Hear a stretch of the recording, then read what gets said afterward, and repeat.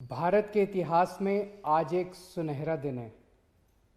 आज का दिन भारतीय इतिहास में 15 अगस्त 26 जनवरी की तरह लिखा जाएगा। आज केंद्र सरकार को किसानों के संघर्ष के आगे झुकना पड़ा और तीनों काले कानून वापस लेने पड़े। आज सिर्फ किसानों की जीत नहीं हुई है, आज जनतंत्र की जीत हुई है। आज किसानों ने सभी सरकारों को बता दिया, जनतंत्र में सरकारों को हमेशा जनता की बात सुननी पड़ेगी। सिर्फ और सिर्फ जनता की मर्जी चलेगी। कोई भी पार्टी हो, कोई भी नेता हो, जनता के सामने आपका अहंकार नहीं चलेगा। ये एक ऐसा संघर्ष था जिसने पूरे देश को एक कर दिया। इस लड़ाई में किसानों के साथ साथ मजदूरों, युवाओं, महिलाओं, आड़तियों, दुकानदारों ने सबने हिस्सा लिया। पंजाब हो या यूपी, बंगाल हो या केरल, पूरा देश किसानों के साथ खड़ा था। देश विदेश में रहने वाले सभी भारतवासी एक हो गए और इन सब ने मिलकर आज इतिहास रचा है। जिन्होंने धर्म जाति से ऊपर उठकर एक साथ सड़क पर तीनों काले कानूनों के खिलाफ ये लड़ाई लड़ी और आखिर में केंद्र सरकार को उनके आगे झुकना पड़ा, इन सभी की आज जीत हुई है।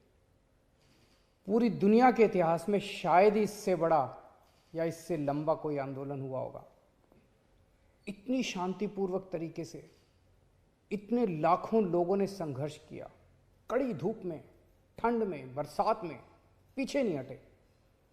इस आंदोलन को तोड़ने के लिए सरकार ने, पूरे सिस्टम ने, एजेंसियों ने, पूरे के पूरे तंत्र ने न जाने क्या क्या कोशिश की। किसानों को आतंकवादी कहा, खालिस्तानी कहा, एंटी नेशनल कहा, सब तरीके से घेर के उनको, उनके हौसले को तोड़ने की कोशिश की गई। लेकिन किसानों के लिए भी आज़ादी की लड़ाई थी।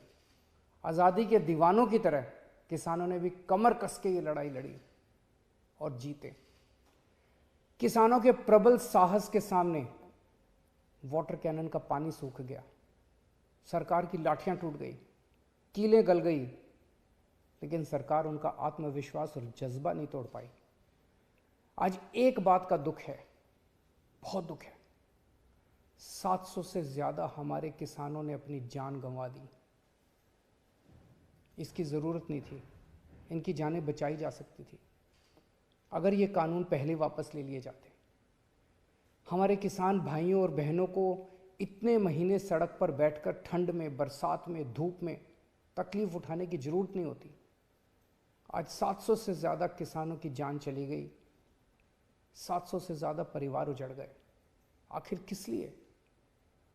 इन शहीदों को मेरा नमन है, इनके परिवार को भी मेरा कोटि कोटि प्रणाम है। मैं उनकी आत्मा की शांति के लिए वाहेगुरु जी से प्रार्थना करता हूँ, उनके परिवार के सभी कष्ट दूर करें। पर आपकी कुर्बानियों को ये देश कभी नहीं भूलेगा। आज का दिन हमारे देश के बच्चों और नौजवानों के लिए एक सीख है कि अगर सही नीयत से, शांतिपूर्ण तरीके से संघर्ष करो, फिर चाहे मंजिल कितनी भी कठिन और दूर क्यों ना हो, सफलता मिलती ही है। मुझे लगता है ये फैसला सरकार को 1 साल पहले कर देना चाहिए था। 1 साल लंबे संघर्ष के बाद सड़क पर किसान बैठा रहा, इतना लंबा हिंसक आंदोलन चला और किसानों को सर्दी में, बारिश में, कोविड में, डेंगू में, ऐसे तमाम समय पर सड़क पर बितानी पड़ी। सरकार को इसके लिए किसानों से माफ़ी मांगनी चाहिए। सरकार को उन तमाम किसानों के परिवारों से माफ़ी मांगनी चाहिए जिनकी शहादत इस आंदोलन के दौरान हुई है। सरकार को देश के तमाम किसानों से माफ़ी मांगनी चाहिए, उन तमाम किसानों से जिनको उन्होंने कहा कि इनको कोई समझ नहीं है खेती की, जिनको उन्होंने आतंकवादी कहा, जिनको उन्होंने खालिस्तानी कहा। यही लोग थे ना भारतीय जनता पार्टी की जो किसानों को आतंकवादी बता रहे थे। आज भारतीय जनता पार्टी के सब नेताओं को किसानों से माफ़ी मांगनी चाहिए कि 1 साल तक उन्होंने किसानों के साथ जो दुर्व्यवहार किया वो गलत था। इस मामले को वापस लेने में ऑलमोस्ट 1 साल लग गया, तो क्या देखते हैं, क्या रीजन है? आखिरकार किसानों की मांग के सामने उनको झुकना पड़ा और किसान सही साबित हुए, सरकार गलत साबित हुई।